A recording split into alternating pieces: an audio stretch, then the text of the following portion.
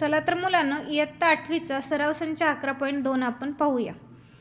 मी नवनीतमध्ये direct तुम्हाला प्रश्नांची उत्तरे सांगत आहे। तर पहिला प्रश्न आहे, पुढील आकृतीचे निरीक्षण करून प्रश्नांची उत्तरे लिहा।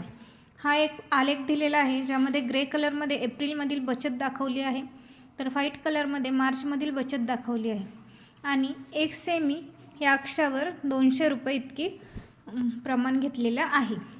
तर पहिला प्रश्न काय आहे, ही आकृती कोणत्या प्रकारची आहे?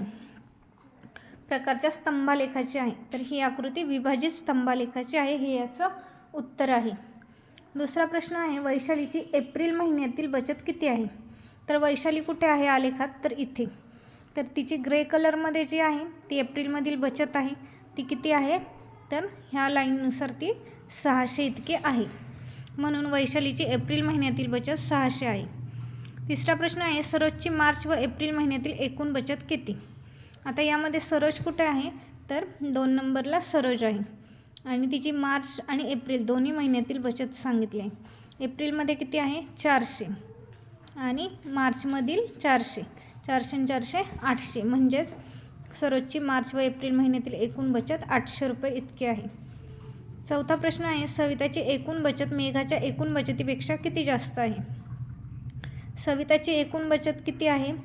तर पहा, या आलेखावर दिले आहे 1000 ही सविताची एकूण बचत आहे। तर मेघाची एकूण बचत किती आहे?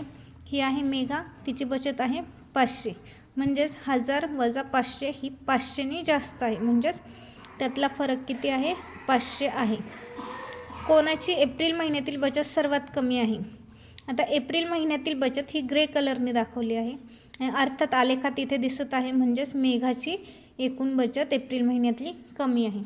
अशाच प्रकारे व्हिडिओ आवडल्यास नक्की व्हिडिओला लाईक करा, शेअर करा आणि कमेंट करायला विसरू नका।